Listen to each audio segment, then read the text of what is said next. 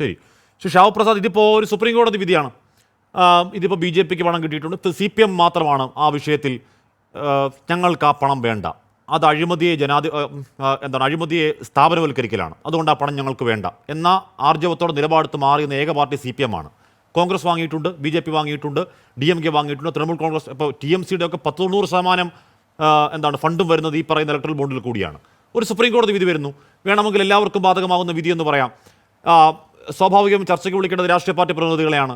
അതിൽ ബാക്കി എല്ലാവരും ചർച്ചയ്ക്ക് വരാൻ സന്നദ്ധമാവുകയും BJP മാത്രം ആളെ വിടുന്നില്ല എന്ന് തീരുമാനിക്കുന്നത് എന്തുകൊണ്ടാകും? ചോദിക്കേണ്ടത് BJP-യോടാണ്. പക്ഷേ ഞാൻ ചോദിക്കുകയാണ്, BJPക്ക് ഇതിലെന്തോ ഒളിച്ചു വെക്കാനുണ്ടെന്നും മുറിവേറ്റുണ്ടെന്നും അടി കൊണ്ടുവന്ന ബോധ്യമുള്ളത് കൊണ്ടാണോ BJP ഒരുപക്ഷെ ചർച്ചയ്ക്ക് ആളെ വിടുന്നില്ല എന്ന തീരുമാനത്തിലേക്ക് എത്തുന്നത്? ശ്രീ ഷാവു പ്രസാദ്, ഹാഷ്മി, ഓരോ രാഷ്ട്രീയ പാർട്ടികൾ ഓരോ ചർച്ചയ്ക്ക് ആളെ വിടാതിരിക്കുന്നതും ചില വിഷയാധിഷ്ഠിതമായി വിടുന്നതും വിടാതിരിക്കുന്നതും ഒക്കെ നിങ്ങൾക്കിത് ആദ്യത്തെ അനുഭവമാണോ?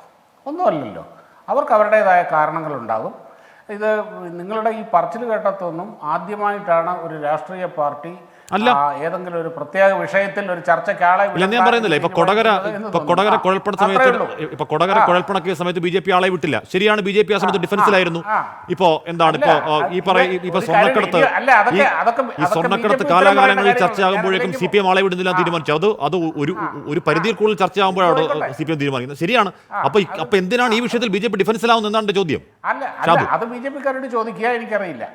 ഇനി അതല്ല, ഞാനിപ്പോൾ ഇന്ന് ഈ ഹാഷ്മി ചർച്ചയ്ക്ക് ഇവിടെ 24 ചർച്ചയ്ക്ക് വിളിച്ചപ്പോൾ ഞാൻ ആദ്യം 24 പറഞ്ഞപ്പോൾ ഞാൻ ആദ്യം വിചാരിച്ചത് ഇന്നലെ CPM വടകരയിൽ നടത്തിയ ഒരു മഹാവിപ്ലവ പ്രവർത്തനത്തിൻ്റെ അവരെ ശ്ലാഘിക്കാൻ വേണ്ടിയുള്ള ചർച്ചയായിരിക്കും എന്നാണ് ഞാൻ വിചാരിച്ചത്. ഒരു സ്കൂളിൽ നരബലി നടക്കുന്നെന്നോ ഹോമം നടക്കുന്നെന്നോ ഒക്കെ പറഞ്ഞുകൊണ്ട് അവിടെ കുറേ പേരെ കാണിച്ച കുറേ വലിയ ഈ നൂറ്റാണ്ട് കണ്ട ഒരു മഹാവിപ്ലവ പ്രവർത്തനം ഉണ്ടായിരുന്നല്ലോ, അത് ആ ചർച്ചയായിരിക്കുമെന്നായിരുന്നു ഞാൻ കരുതിയത്.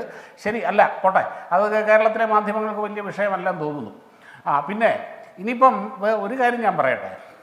ഇപ്പോൾ രണ്ടുപേരൂടെ സംസാരിച്ചു കഴിഞ്ഞു, ഹാഷ്മിയും സംസാരിച്ചു. ഇതിൽ നിന്ന് നിങ്ങളൊക്കെ ധരിച്ചിരിക്കുന്നത് ഈ 2017 ഈ നിയമം വരുന്നതിന് മുമ്പ് ഈ നാട്ടിലെ ബിസിനസ്സുകാരും കോർപ്പറേറ്റുകളും ഒന്നും രാഷ്ട്രീയ പാർട്ടികൾക്ക് സംഭാവന കൊടുക്കുന്നില്ലായിരുന്നു എന്നാണോ? 2017 മുതൽ ഈ നിയമം വന്നതിന് ശേഷം, ഇലക്ട്രൽ ബോണ്ട് എന്ന് പറയുന്ന സിസ്റ്റം വന്നതിന് ശേഷം ഇവിടെ രാഷ്ട്രീയ പാർട്ടികൾക്ക്, പ്രത്യേകിച്ച് BJP ഭരണത്തിലിരിക്കുന്ന പാർട്ടിക്ക് കൂടുതൽ പണം കൊടുക്കും. അത് സ്വാഭാവികമാണ്.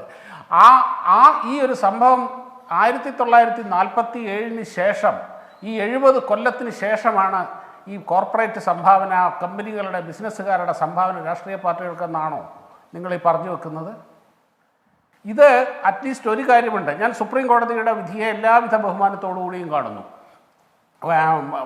ഇവിടെ ഇപ്പോൾ സുപ്രീം കോടതി പറഞ്ഞു SBI വഴിയാണ് ഇതിൻ്റെ സംഭാവനകൾ വന്നിരിക്കുന്നത്. ഇലക്ട്രൽ ബോണ്ട് SBIയിൽ നിന്ന് മാത്രമേ പറ്റുള്ളൂ. SBIയോട് സുപ്രീം കോടതി ഡയറക്റ്റ് ചെയ്തിരിക്കുകയാണ് ആര് എത്ര എപ്പോൾ ആർക്ക് പൈസ കൊടുത്തു എന്ന്. 2017 മുമ്പ് ഇത് പറ്റുമായിരുന്നോ? ഇപ്പം CPM-ന്റെ പ്രതിനിധി 2017 പറ്റില്ലായിരുന്നു സർ. 2017 മുമ്പ് 20,000 രൂപ കയ്യിൽ വാങ്ങാം, അതല്ലാതെ ബാങ്കിൽ കൂടി വാങ്ങാൻ കഴിയുകയുള്ളൂ. ഇലക്ഷൻ കമ്മീഷന്റെ വെബ്സൈറ്റിൽ ഏതാണ്ട് സുതാര്യമായി തന്നെ അവിടെ ഉണ്ട്. കണക്കതിൽ കൃത്യമായി കയറുന്നുണ്ടെന്ന വേറെ കാര്യം. പക്ഷെ അങ്ങനെ ആയിരുന്നു സർ. ഈ പറയുന്ന ഇലക്ട്രൽ ബോണ്ട് വരുമ്പോൾ ഇതൊന്നുമില്ല. ആർക്ക് എത്ര വേണമെങ്കിൽ ഏത് രാജ്യദ്രോഹിക്കും പണം ഒന്നും മിണ്ടാതെ പണം കൊടുക്കാം. ആരും ചോദിക്കാനും പറയാനുമില്ല. ഏത് വിദേശ കമ്പനിക്ക് ഒരു ഷെൽ കമ്പനി ഉണ്ടെങ്കിൽ കോടികൾ അങ്ങോട്ട് ഇടാം, ആരും ചോദിക്കാനും പറയാനുമില്ല.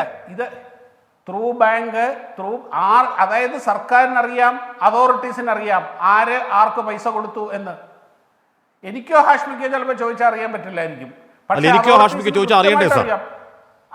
സാർ, ഈ രാജ്യത്തെ പൗരന്മാരെന്നുള്ള നിലയ്ക്ക്, നമ്മളെ ഭരിക്കുന്നവരെന്നുള്ള നിലയ്ക്ക് എനിക്കോ ഷാവു പ്രസാദിനോ ചോദിച്ചാൽ അറിയണ്ടേ? അത് അങ്ങനെ അറിയണ്ട. നമ്മുടെയൊക്കെ കണ്ണ് കെട്ടി അങ്ങ് പണം വാങ്ങാമെന്ന് കേന്ദ്രം തീരുമാനിക്കുന്നത് എന്തുകൊണ്ടാണ്? എന്തിനാണത്? അതുകൊണ്ടാണ് BJP ചർച്ചയ്ക്ക് വരാത്തത് സാർ. പറയുന്ന കേൾക്കൂ. ഏതാണ്ട് വർഷങ്ങൾക്ക് മുമ്പ് UPA ഭരിച്ചുകൊണ്ടിരുന്ന സമയത്ത് ആണെന്ന് തോന്നുന്നു, ഇവിടെ RTI പ്രകാരം ഒരാൾ ചോദിച്ചു, സോണിയാഗാന്ധിയുടെ IT റിട്ടേൺ, അവർക്ക് എത്ര വരുമാനം, IT റിട്ടേൺ എന്ന് പറഞ്ഞാൽ എത്ര വരുമാനമുണ്ട്, എത്ര ചിലവാക്കി, എത്ര അസറ്റ് ഉണ്ട്, ഇതൊക്കെയാണല്ലോ IT റിട്ടേൺ എന്ന് പറയുന്നത്. അതൊന്ന് പബ്ലിക്കായിട്ട് എനിക്കൊന്ന് കിട്ടണം എന്ന് പറഞ്ഞ് ഒരാൾ RTI കൊടുത്തു. ആ RTI സർക്കാർ അംഗീകരിച്ചില്ല. കാരണം അത് വ്യക്തിഗതമായ വിവരങ്ങളാണ്, അത് പബ്ലിക്കായിട്ട് കൊടുക്കേണ്ട കാര്യമില്ല. എന്ന് അതുമല്ല സോണിയാഗാന്ധിയുടെ അടുത്ത് ചോദിച്ചു, ഇതെനിക്ക് ഇത് കൊടുക്കാമോ? കൊടുക്കാൻ പറ്റില്ല. സോണിയാഗാന്ധി വിസമ്മതം അറിയിച്ചു. ഇവിടെ ഈ നാട്ടിലെ നിയമം അനുസരിച്ച് അങ്ങനെയാണ്. അതായത് ഈ 2017 മുമ്പ് ഞാൻ ഇത് അയക്കുന്നു, സുപ്രീം കോടതിക്കോ ഈ കോടതിക്കോ ആർക്കെങ്കിലും ഒരു ഉത്തരവിടാൻ പറ്റുമായിരുന്നോ? ഈ രാഷ്ട്രീയ പാർട്ടിക്ക് ആരെ എത്ര പൈസ കൊടുത്തു? കൊടുത്തു എന്നിരിക്കട്ടെ.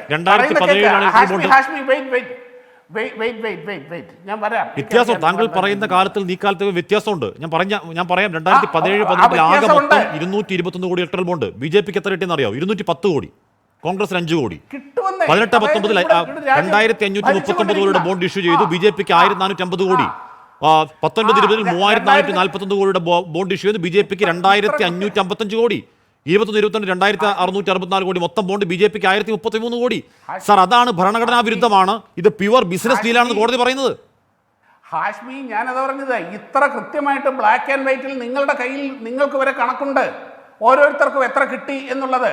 ഇങ്ങനെ ഒരു കണക്ക് 2017 മുമ്പ് നിങ്ങൾക്ക് പറയാൻ കഴിയില്ലായിരുന്നു. ഓരോ രാഷ്ട്രീയ പാർട്ടിക്കും എത്ര കിട്ടി, ഓരോ രാഷ്ട്രീയ പാർട്ടിക്ക് എത്ര കിട്ടി, എവിടെ നിന്ന് കിട്ടി എന്നൊക്കെ പറയാൻ പറ്റില്ലായിരുന്നു. ഇവിടെ CPM-ന്റെ പ്രതിനിധി ഇരിക്കുന്നു, അദ്ദേഹത്തിന് പറയാൻ പറ്റുമോ?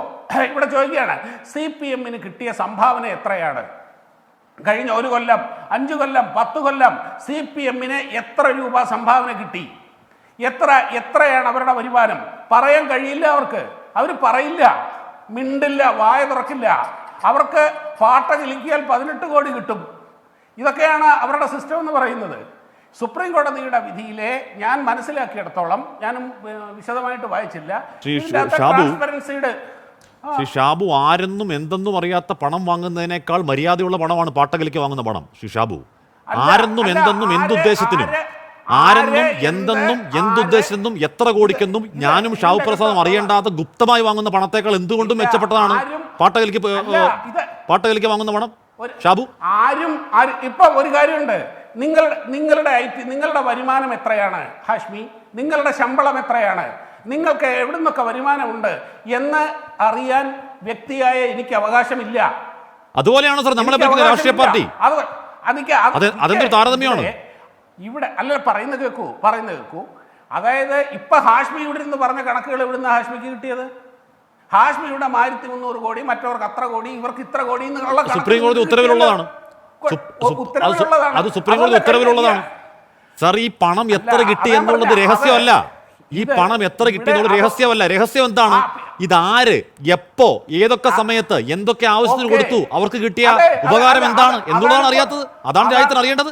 അതാണിപ്പോൾ ശരി. അത് നമുക്കറിയാൻ കഴിയും. ഇപ്പൊ സുപ്രീം കോടതി പറയുന്നു അതുകൂടി പുറത്തു വിടണം, അത് പുറത്തു വിടണം എന്ന് പറഞ്ഞിരിക്കുന്നു.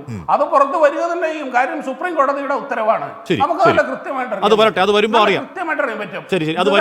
ഏതൊക്കെ. അതേസമയം ഇതേ കാര്യം ഞാൻ ഇത് തന്നെയാണ് ചോദിക്കുന്നത്, CPM-ന് ആരൊക്കെ എത്ര പണം കൊടുത്തു ഇവർ പുറത്തു വിടുമോ? നമുക്ക് വസീലോട് ചോദിക്കാം.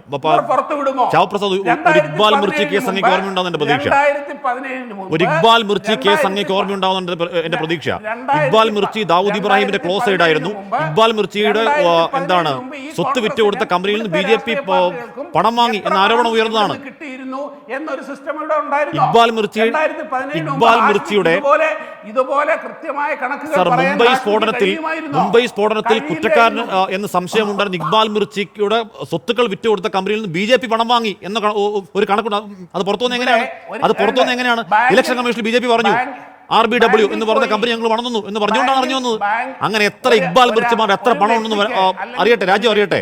ആ കണക്ക് വരുമ്പോൾ 2000 രൂപയ്ക്ക് മുകളിൽ ആർക്കെങ്കിലും സംഭാവന കൊടുക്കണം, BJP കൊടുക്കണമെന്നുണ്ടെങ്കിൽ അത് ചെക്ക് വഴിയോ ഡ്രാഫ്റ്റ് വഴിയോ ഇലക്ട്രോണിക് ട്രാൻസ്ഫർ വഴിയോ പറ്റുള്ളൂ. ശരി, ഞാൻ അങ്ങനെ. അതാണ് ഈ നിയമം. അത് വരട്ടെ. എന്താ ഇത്? എത്ര മോശമാണോ ഇത്? ശരി.